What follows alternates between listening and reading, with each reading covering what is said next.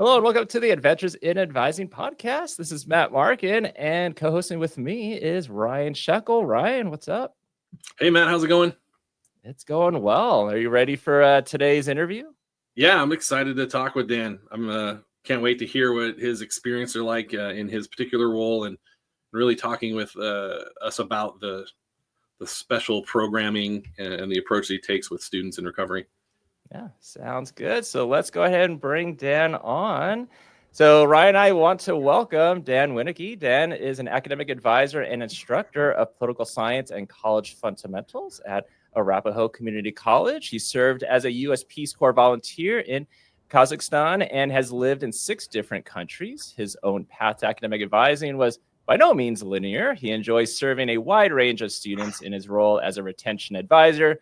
Dan also has passions including civics, international affairs, public service, education, nature, and the arts. Dan, my friend, welcome to Adventures in Advising. Matt, Ryan, thank you so much. When I first started as an advisor and now 2 years into the role, I've been listening to the podcast a lot. So it's kind of a bucket list item that I'm really glad to be a part of. So thank you, guys. Hey, sounds good. And we got to officially meet in person in Pittsburgh. And so it was a pleasure meeting you there and getting to now see you virtually again. Absolutely. So yeah, Matt, Ryan, thanks so much. Good being on this. So I'll go ahead and start things off. And Dan, you kind of know from listening to the podcast, the first question we throw at you. But tell us about your journey in higher ed. What's your origin story? Yeah, so Matt, thank you very much. And like you said in the intro, my origin story is not linear, but I'll be honest, the fact that it's not linear is actually what brought me to advising. So I'm from Colorado, went to Colorado State University for my undergrad. Like a lot of students, didn't really know what I wanted to study, so I picked my favorite subject in high school, which was history. Semester or 2 in, I started taking poli-sci classes, and I said, there's a lot of crossover. I'll do a double major. And then my sophomore year, my favorite history professor, who I'm actually still in touch with 20 years later, he inspired me to do a study abroad in the Czech Republic. So that semester, I studied abroad. That summer, I did some volunteer work in Ukraine, came back, finished college, taught in South Korea for a couple months, went to grad school in Illinois, went straight from there to Kazakhstan, where I lived for a little bit over 2 years as Peace Corps volunteer. And then after all that, I did a lot of ping ponging in my mid to late 20s, was living in Washington, D.C., doing leadership conferences for high school students, and then Russia on 2 different occasions. First time I was there was about 3 months in the Siberia region, if you can believe it. And then the second time for about 9 months. So, I kind of joke with my students that after living out of the backpack for about 10 years, I feel a little bit like Frodo wanted to come back to the Shire and just kind of settle down, get some roots. So there was that question of, okay, what am I going to do with my life now that I've been living overseas and I need to and want to kind of establish roots. So I came back, taught part-time at a community college, then worked at a nonprofit for a few years that was internationally and civic focused. And then after doing that for a while, I said, I really have loved being in higher ed. My own advisor in college is the one who really encouraged me to kind of get off the farm and go abroad. What if I got a job as an advisor? So long story short, those seeds were planted probably my sophomore year, led to me living in a lot of different places all over the world.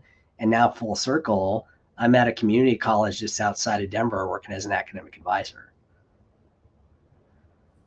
Oh, I love that story. I mean, I don't know if I could be traveling though. I'm very much like, let me stay where I'm at. So more power to you on all of the stuff that you've done. Thank you. But do you feel like that's where kind of like your interest in like civics and international affairs, like it all ties together with that? I think so, because when I started with history, it was because I really liked history in high school, and then I'm a nerd. You already know this from meeting me, but still in touch with my favorite history teacher as well, more than 25 years later. And you're right. I think there was that initial interest in learning about the world, and then there was seeing that world and kind of making those visual and kind of physical connections with what I had learned. Yeah, for sure. And you were talking about being a nerd, and Ryan, so the other day, Dan and I were chatting on LinkedIn, and so we were talking about like our upcoming poster session on imposter syndrome using comic book characters, and so we were nerding out on comic books. Well, yeah, birds of a feather. So that's the one of the things that we love in particular is the way that our passions that we don't normally attach to the work we do, how much they actually inform the work that we do, and drawing those connections, hearing people's stories, especially when it involves the unexpected. When something that's a good surprise, those are the things where I think students are really going to connect with us as well too, as actual human beings, instead of the people whose stories they assume are so straightforward and Absolutely logical and natural. So yeah, definitely right. I agree. So Dan, you talked about kind of your origin story. So where you're at right now at Arapahoe Community College. Can you talk more about, like, give us kind of like a broad understanding of ACC? Yeah, so ACC, it's in Littleton, Colorado, which is literally right next to Denver. My wife, kids, and I, we live in Littleton. The end of our street is Denver. So that's kind of where it's at. I want to say it was early 60s that it was founded. It's the oldest community college in the state. It's really fun. A lot of community colleges, very focused on helping students transfer, but the other half is straight to career. And in general, a lot of times when I'm talking to people who are applying or looking here, I say it's got a really nice small town feel, because we have a lot of events where it's all hands on deck. It might be advising or admissions or student life, and everyone drops what they're doing and say, okay, how can we come together and help support your event? So I love it. It's fun. Like I said, it's kind of my shire, and man, I'm a little bit like you after all that traveling I did. A bit of a homebody, so it's just a nice community to be in, and it's welcoming, very friendly and laid back too. Ryan, is that how you feel Lubbock is, or no? I'll say this: I love the adventure. I love going places. We had a great time at the UCAT conference, their 10th anniversary conference in London, almost a week and a half ago now. And there's, I think, sometimes nothing more exciting than a new experience, especially seeing the world in a new way, particularly a world that I feel invested and committed to. But coming home, like that feeling, it's one of the reasons why I think I don't know if anyone's watched the newest Andor trailer for season 2, but when he's really trying to make a pitch to that potential rebel, he's saying you're coming home to yourself. It's an emotional thing that certainly sits in my heart. What it's like to be back where you are from, just as much as it is to go someplace new. Yeah, I agree. You have a new perspective and a new set of eyes on a home after you leave it. Yeah. So, Dan, can you tell us about like how your position has kind of developed at ACC? Yeah, thanks for asking, man. And I'll be honest, it fits me very well because I don't fit in a mold very easily. My own origin story, as you will, my own backstory, and I love that I ended up in the position that I'm in. So a few years ago when I applied, the job posting said that the advising role would be through a grant. The grant, it's called PEAK. It stands for, an acronym, it's Pathways to Equity, Access to Knowledge. And the whole idea is that I wouldn't be filling a vacancy. So in other words, when I got hired, it wasn't that somebody left and I was filling their role. It was to expand the advising team, but also try things that were maybe a little bit different. So when I first started, there was actually not a clear idea of, Dan, you should be doing this, you should be doing that, which I like. I actually really like uncertainty. It's an area that I'm very comfortable with. So first almost a year in the position, I was mostly covering for a few vacancies that we had.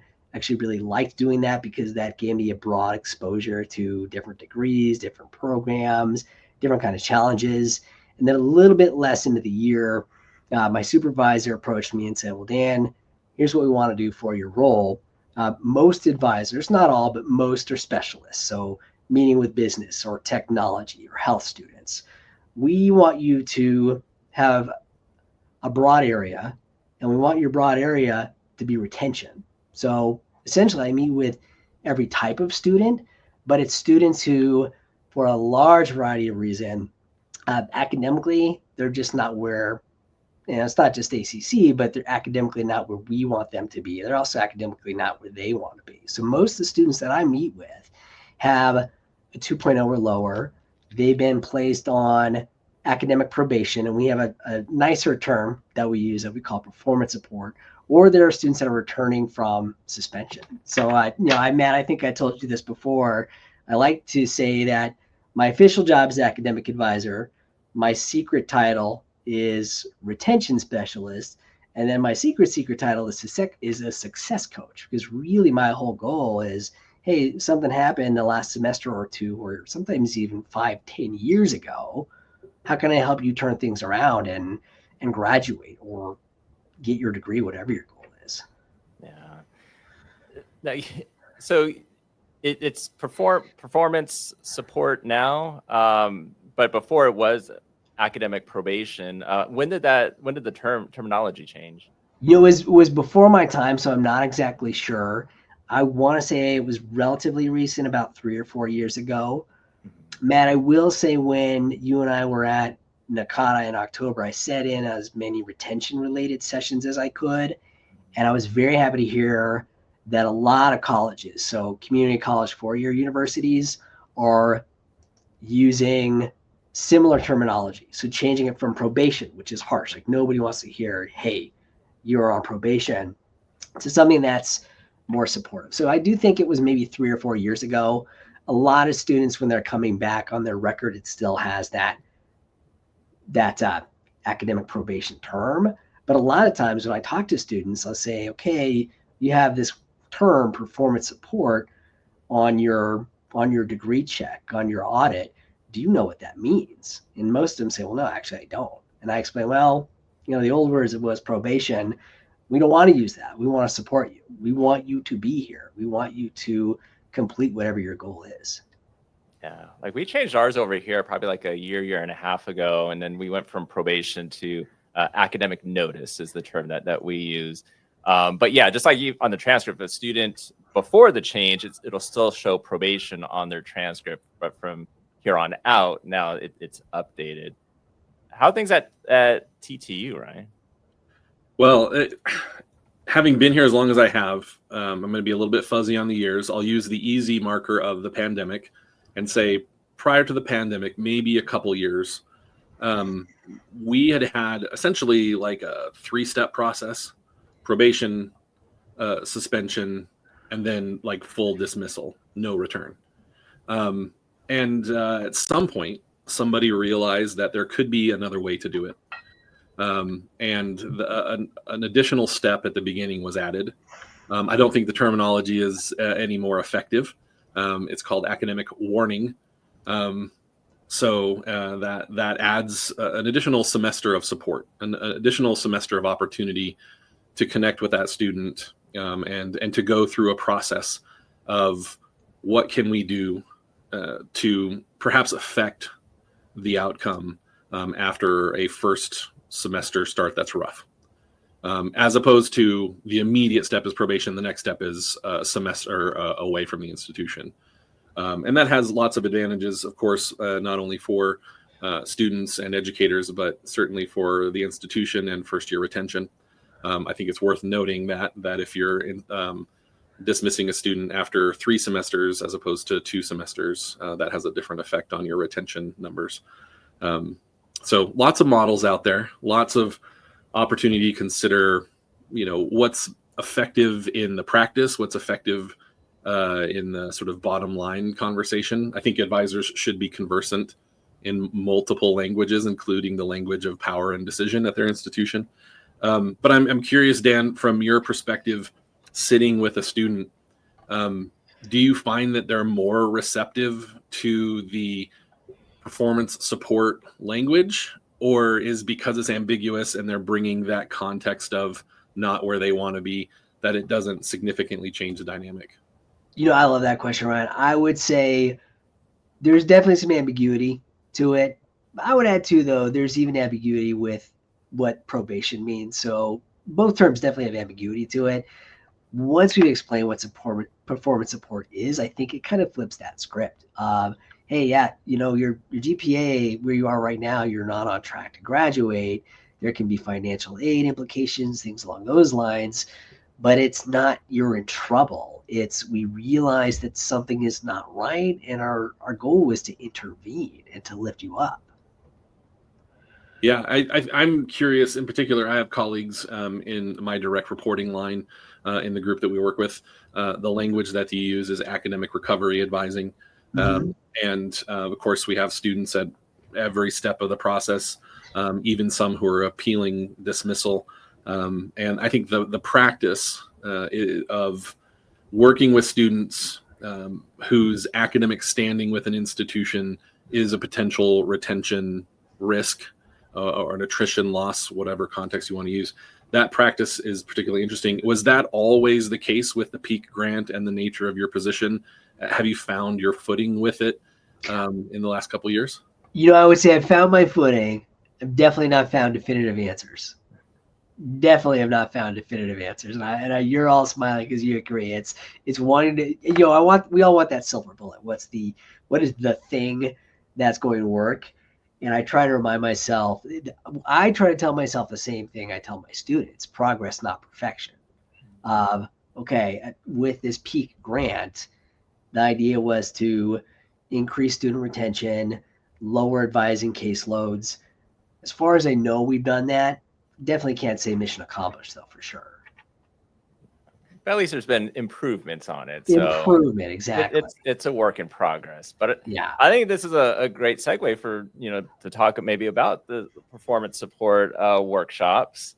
Yes. So yeah, would it help to share screen and play part of the video, or just let me know when to go for it? Would love to do that. So I've got this pulled up. So let me kind of cue this up. So the process is students in a semester, for whatever reason, their GPA dips below 2.0. After the semester, our records department processes everything, and they do this process called academic standing. And then that standing is more or less their status, anything from good to not good. If a student ends up in that performance support category, the records department sends us a list. We put a hold on their account that prevents them from preventing from the next semester. And then we send an email saying, we want to let you know you're on performance support. We are here to support you with that. To remove the hold that we placed on your account, we ask that you complete the workshop. And the workshop itself, they don't have to come in and see anyone. It's a video that they watch. At the end of the video, they answer a few questions. A lot of the questions are, what kind of challenges did you face? What kind of support resources based on the video are you now aware of? Do you know who your advisor is? What's the minimum GPA that you should aspire to? What's your current GPA? So it's a bit of a non-graded quiz, if you will. And the whole idea is that they leave feeling supported, but they also leave with some tangibles, some ideas of what they can do moving forward. So yes, Matt, if you want, I can share the screen. I can play this video. The two of the hosts that are in it are student workers who work in advising. One graduated last year. He's now at the University of Colorado, Denver. He's a rock star. The other one is graduating next month. So we're happy for her, very sad for herself. So it's student narrators to also kind of build that relationship and that empathy. So you let me know, sir, and I'll hit play when you're ready. Yeah, and before you get to that, I guess like when you were all deciding like how should we do this, like should it be like a video that they watch versus like coming in person for a workshop, or throwing this on like an LMS like Blackboard or Canvas? What made you all feel like this would be more appropriate to do at your institution? I think it's basically our student body. So community college in general, and ours is no exception, roughly 75% of our students are part-time. And a lot of reason, this is just anecdotal, that students end up on academic probation or performance support or recovery or whatever you have, is because they're just stretched really thin. they're working full time, they're working part time, and they're taking on a full load. So our rationale was we wanted something that was live, but they weren't required to come to, because we know they've got a lot else that's going on. Something that was also just very simple and friendly. Yeah. And then is this done like after review of grades after each term, or is it based off like semester? Does that include like summer as well? Every semester, yeah, every semester. So, in theory, a student can go down to the performance support, pull their grades up for a semester or two, and then go back down again. I'll be honest, I don't think I've got a deep dive in the data to know if we've had kind of roller coastering students, if you will. But the real goal is that they only have to do this process once, and then they're on the up and up moving forward. Yeah, awesome. All right, Ryan, any questions before Dan plays the video? No, I'm looking forward to watching it. All right, Jen. You let me know when you're ready. Yeah, I think we are. All right, gentlemen. So to cue this up, these are some student workers and other staff who created this performance support video. Hello, and welcome to the Performance Support Virtual Workshop. My name is Carmel. My name is Charlie. We're peer advisors and students just like you. We'll be your tour guides through this workshop today, along with other ACC staff members. You might be wondering, how did I get here and what's next for me? In today's workshop, we'll go over everything you need to know about what it means to be placed on performance support. We'll go over strategies and resources for your success. After attending this workshop, you'll be asked to complete a short evaluation. Let's go ahead and get started. First, let's take a deep breath together. If you've been struggling academically and find yourself on performance support, you're not alone. We recognize that there are many factors that can impact your academic success, and there are a variety of ways you can improve your academic performance to earn your credential. Being placed on performance support can take a toll on your confidence and motivation. Fortunately, it doesn't have to signal the end of your college career. Our hope for you today is that you have the space and opportunity to take a step back, reflect on your experiences, and gather the information you need in order to move forward. This workshop is intended to provide you critical information about ACC's academic standing policy, potential outcomes of not meeting ACC's academic standards, the academic improvement process, and finally, ACC resources designed to support your goals, academics, and overall well-being. Feel free to pause the workshop to jot down any thoughts, questions, or concerns and take a break at any time. We now turn things over to Marcy. Hi, my name is Marcy, and I work in the concurrent enrollment office at ACC. I'm here to tell you all about ACC's academic policy and how our GPA plays a role in determining academic standing. Whether this is your first time learning about this information or not, having the information will help you understand the specific expectations and requirements set by ACC and the Colorado Community College System, or CCCS. So what is academic standing? Think of it as a set of rules and regulations that ACC and CCCS expects us to follow when it comes to our academic success. Academic standing lets us know about our academic progress and is used to ensure students receive the necessary support and resources to succeed in their studies. It is essential for students to be aware of their academic standing and to take proactive steps to maintain good academic standing or work towards improving their performance. Academic standing applies to all students who have completed 9 or more total credits at ACC. At the end of each semester, after the grading deadline has passed, our Records and Enrollment Services team reviews everyone's GPAs to determine academic standing. GPA stands for grade point average and is a point system based on the grades we receive and on the number of credits we've attempted while at ACC. Courses taken elsewhere and transferred in do not apply. At ACC, GPA calculation is based on all courses numbered 1,000 or above. Classes numbered below 1,000 are not counted in our GPA calculation. These are classes that start with a 0, such as English 0094, Math 0250, Math 0341, and so on. Even though college preparatory courses are not used to determine academic standing, it is still very important to do well in these courses. The grades we receive in these courses can affect financial aid eligibility, as well as eligibility for other programs and transfer opportunities. Ideally, no matter what the class, you'll want to do your best. When it comes to academic standing, there are two different types of GPA considered. Term GPA, or TGPA, only includes the grade point average for one semester or term, while cumulative GPA, or CGPA, includes a grade point average from all the semesters that we've attended at ACC. Yeah, Now, there are plenty of free GPA calculators. All right, and I'll pause it there. So yeah, so like this video, it's essentially these students are going to watch this. They're going to get kind of that understanding of why they have the certain academic standing that they have, and then from kind of building that foundation and kind of learn about, well, what do I do about it? Exactly. And I love that you use the word foundation. It's really starting at the base level and building up. And you mentioned academic standing. It's literally the world that I live in, and it's still so confusing for me. All these statuses. Imagine being a student and you've had a rough semester, and all of a sudden you're expected to learn these policies that don't even make sense to people who do the job, let alone from the outside looking in. Yeah. Do you have students that they get the email saying, hey, you have this performance support standing. We want you to watch this video and then complete the evaluation form, but maybe they don't do it and they don't attend for like a term. Would they just, when they are ready to come back, would they just do this and then submit their evaluation form?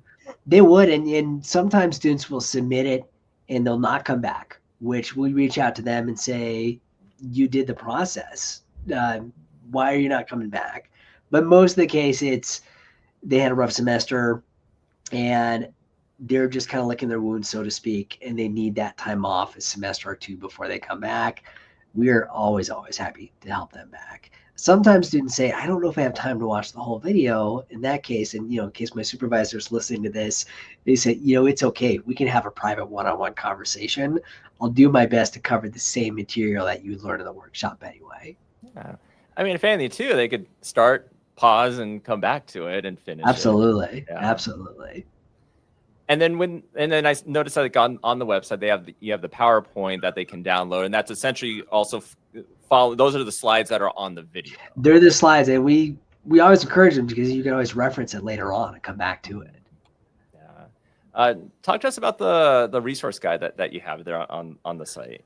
So the resource guide, it's really, let's see, I don't know if you're gonna be able to do a screen share. No, it didn't pop up. The resource guide is essentially campus partners. So anybody on campus, from academic advising to career services, tutoring is a very big one. On a daily basis, I have conversations with students and I say, well, do you know that ACC has free tutoring? And then I'll correct myself and I'll say, it's actually not free. You're paying for it as part of your student fees.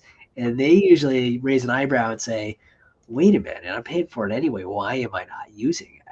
So it's a list of support resources that they can use. One that I haven't mentioned yet, and you're all familiar with it, is Dean of Students Office. So a lot of times when a student's GPA dips below a 2.0, it's because there were some kind of extenuating circumstances that happened in the semester. And I've heard some heartbreaking stories. People who've lost a loved one, students who've ended up in a hospital. I always like to say, again, our goal is to have you back and to keep you here.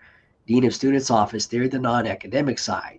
They can help you with counseling services. If you need counseling services, they can help with mental health. They also have a extenuating circumstances appeal process. So even just letting students know those types of supports exist, a lot of times they don't.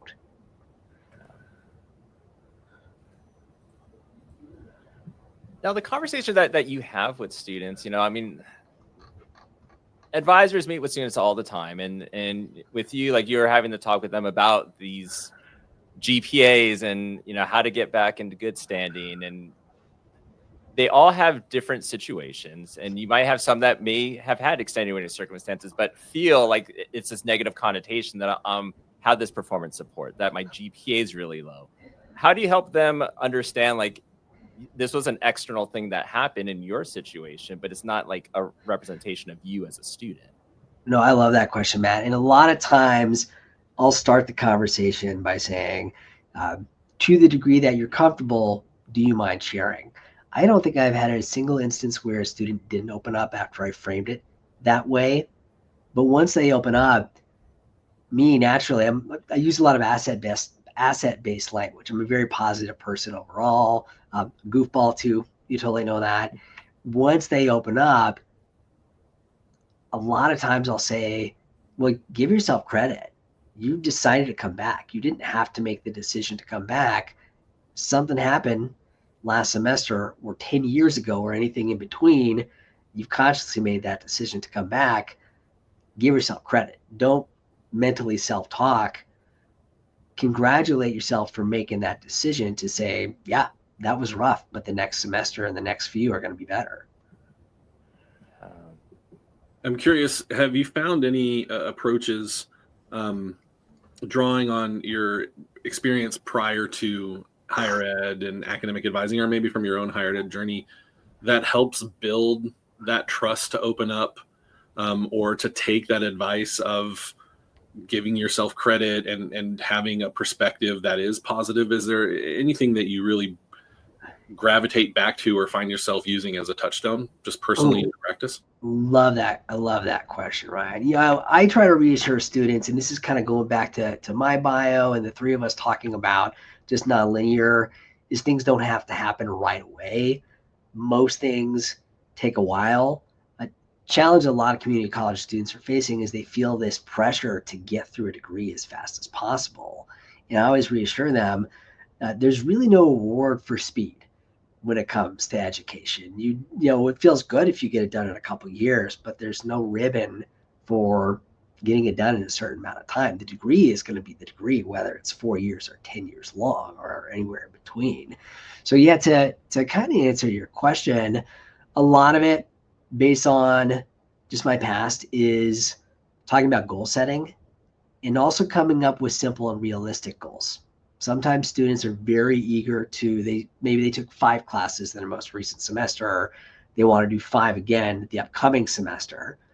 I'll say, okay, I admire that. I respect that. But let's call this your triumphant return, and let's just be a little more modest and take 2 or 3 classes. And then we'll slowly build up if that's going to be your comfort zone.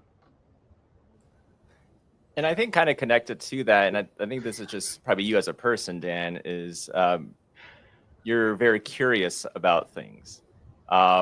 And so yesterday I don't know if it was a video I watched or something I read, but like you were quoted as saying that you're very happy and proud of the path of the life has taken you down. And a large part of it comes down to your curious instincts. Yes. Thanks, Matt. And I encourage students to do the same. So, I'm an advisor right now. If you talk to, mid 40s, I won't say exactly how much, but mid 40s, if you talk to Dan 20 years ago, it's not something that I would have necessarily seen myself doing. To be honest, even 20 years ago, I didn't even know such a profession existed. But yes, the curious instincts, I try to encourage students to trust their intuition. A lot of times students are saying, I should do this because society is telling me I should do this. And I'll say, well, what do you want to do? What is your instinct telling you to do? And I'll draw from my own experience and say, yeah, I lived in 6 different countries in a period of about 10 years. I was very much a nomad. I don't think I could have done it any differently. I don't think I would have wanted to do it any differently because that's what my instinct was telling me at the time. Yeah. And I think connected to this, you were talking about the with the performance support and the video that they watched, but also connected to this is the appeal support event that you all do. Yes. And I was thinking that this could be a great segue into talking about that. Would love to. And again, something that predates me, definitely not my brainchild or anything I can take credit for. My role has been very small within it. Now, I believe it was our current trio director who initiated this a few years ago. But the appeals support event, Matt and Ryan, it's a week or 2 before the start of each semester. Students who need to submit an appeal for financial aid. And it's that whole idea of, again, classes are a week or 2 away, but we want you back. And we know money is a big aspect of it, right? So we're here to help go through this process. We did this in January, and you're both in a lot warmer states than I am. Pretty cold here in Colorado in January. We had over 24 students show up. We had probably about at least 40 staff members from across campus help guide them through the process. And the process was write a narrative, which I do that when the students come, because there's that teacher in me, there's that nerd in me that wants to help them with their writing. Also simplify it. It doesn't need to be your life story. It's just a few quick points about how you got here. Then it's meeting with an academic advisor to say, okay, what are we going to come up with? Also letting them know that we've got dean of students, student life, other support resources such as disability access service on campus. And then the very end, it's almost structured game, board game style, where they start at the beginning, meet the different resources, and leave their appeal before they go. They find out just a few days later if their appeal has been approved by a committee. And our whole role, again, is really to welcome them and say, this giant team of 40 plus staff members, we're not making the decision at the end of the day, but we're helping guide you through this process and really rooting you on. So that they're actually starting and finishing their appeal at this event. At the event. And most of them get out within about 45 minutes to an hour or so. So it's one stop. If you're interested, I'll connect you with the founder of it. Well, I mean, I just think like at least where I work, it's like sometimes it can feel like some departments are very siloed, and I only know so much about like SAP and what maybe to talk with the student about. But I think to have an event like this where it's like we can all be there and then all do our own individual parts of what we do know to help the student, and they can accomplish something like that.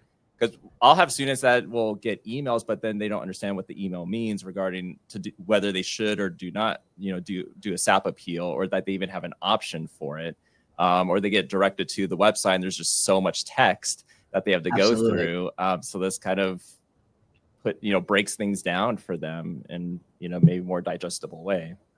It is digestible. And again, going back to what I was saying before, students don't know what these policies mean, and why would they unless they're faced with them?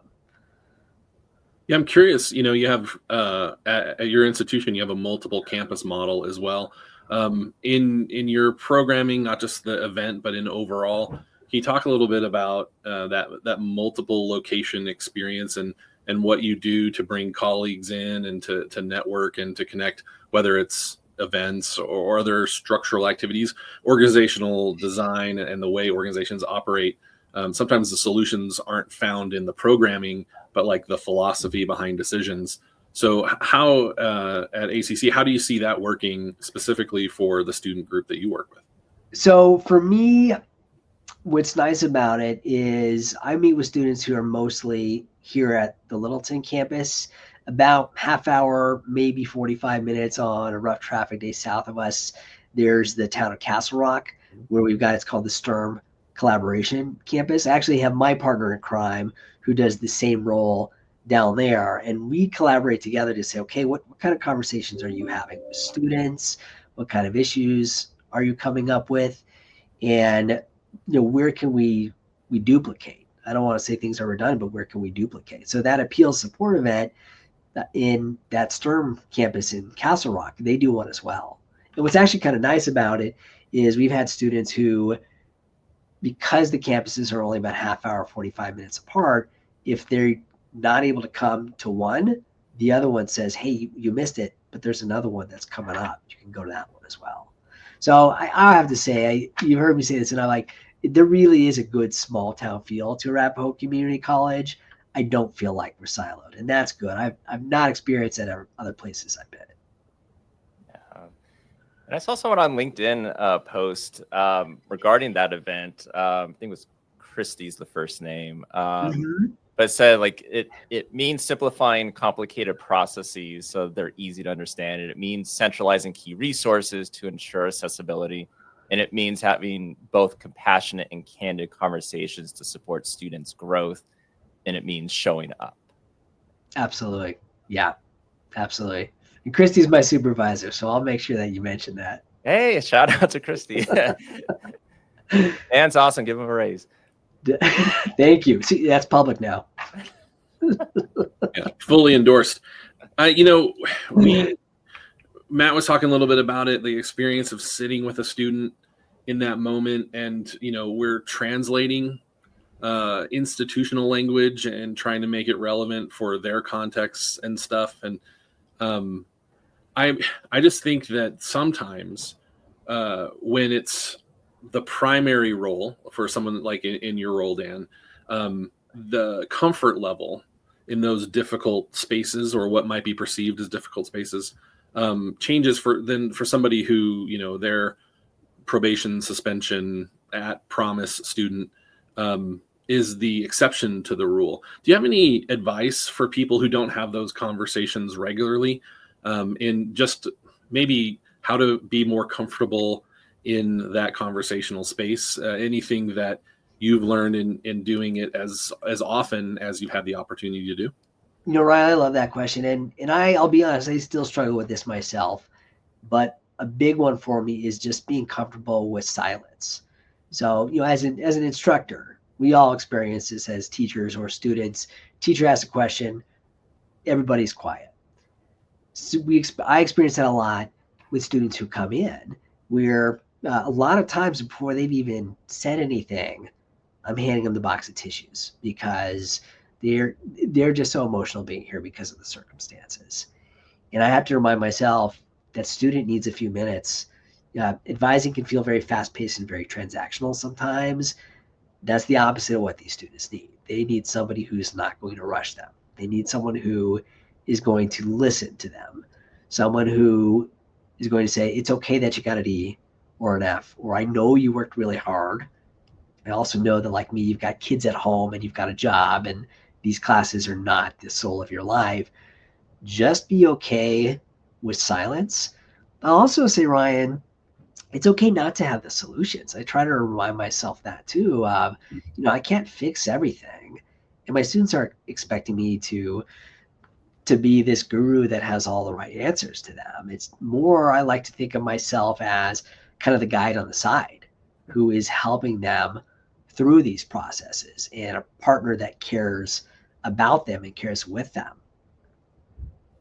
Now, I would argue that some students might look at you as wanting to be the guru to answer that. Just ask you all the questions and get all the answers. Yeah, I wish I did, but I don't.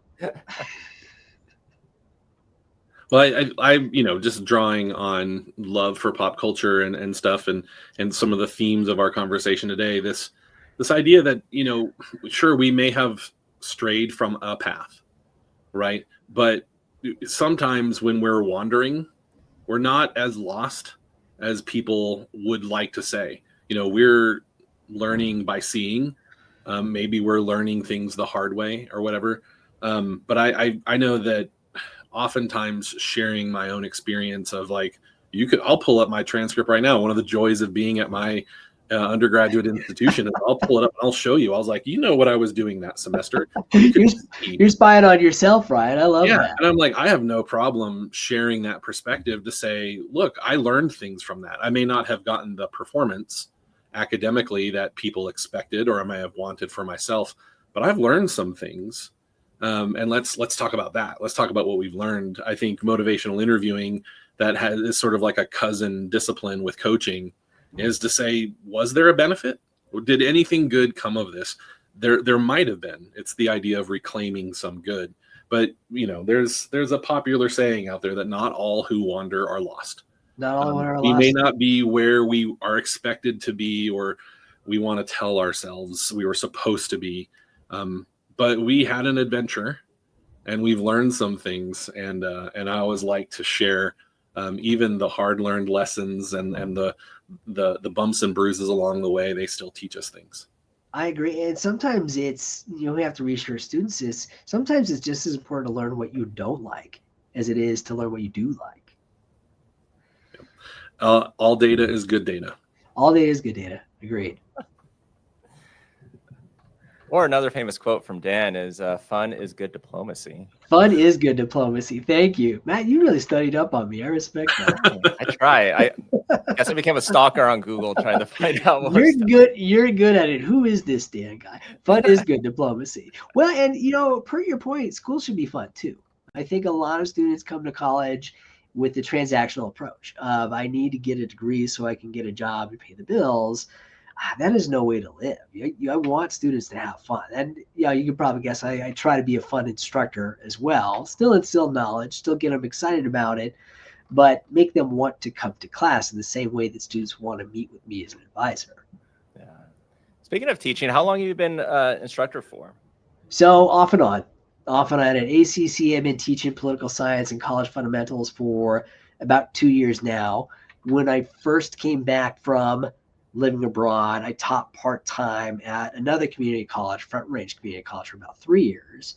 My first foray into teaching at the college level was as a Peace Corps volunteer. So one of the best things about Peace Corps is you kind of create your role. They send you to this other country for 2 years.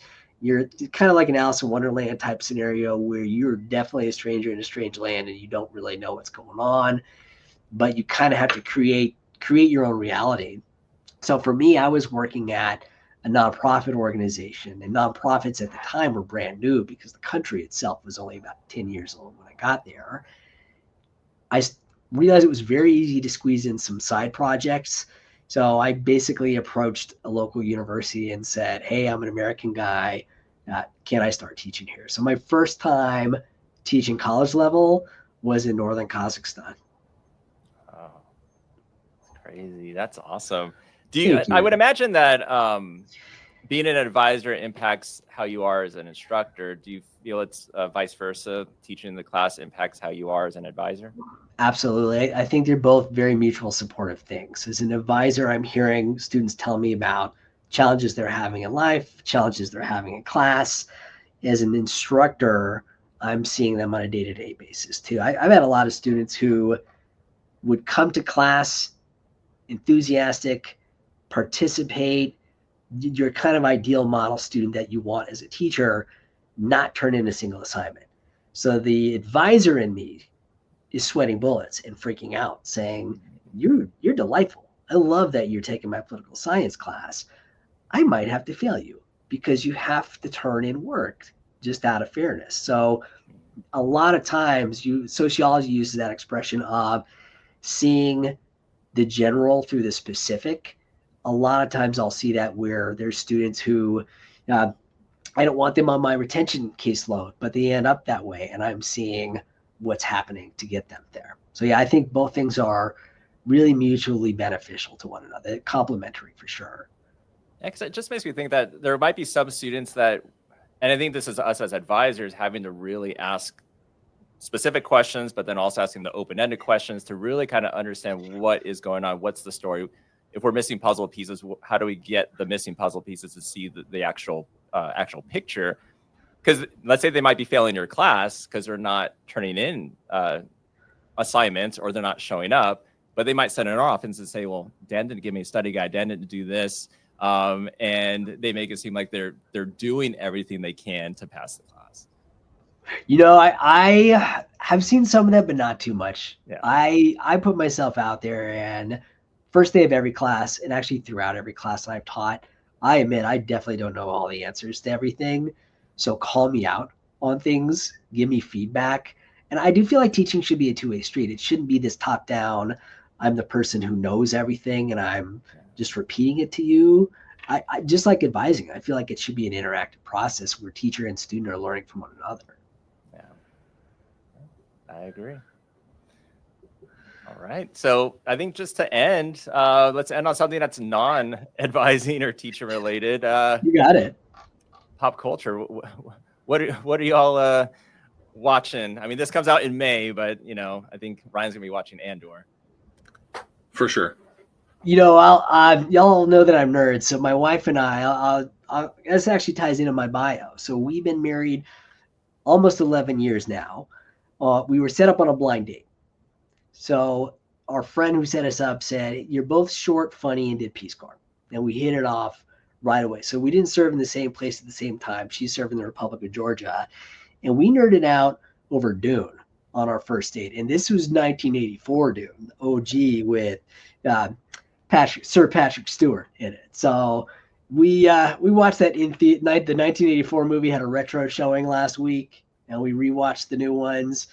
we can nerd out over that stuff all the time. Yeah. And you all are rewatching Twin Peaks? Oh, yes, we are. Love Twin Peaks. I mean, Kyle MacLachlan and David Lynch, what a great combination. Yeah. And like you said, Matt, every day, give yourself a little treat. Yeah, it was Einstein who said that play is the highest form of research. And we are encouraged, Matt and I have been working on this idea that the stories that we engage with, the value that it has in the way that we think about others and interact with others and stuff. And it's an exciting summer, I think, for fans of pop culture and especially the sort of the superhero genre with the Superman Absolutely. film that we're expecting to be very positive and hopeful. And all the things that are happening in the geek space. It's always great to find another member of that group. So. Absolutely. It's a good group to be a part of. Yeah. Well, I think this nicely wraps up this interview. Dan, this was a great conversation. Got to talk about a lot of different things and got to end talking about pop culture. So thanks for joining Ryan and I on the podcast today. Matt, Ryan, thank you both so much. Really appreciate it. Appreciate what you do.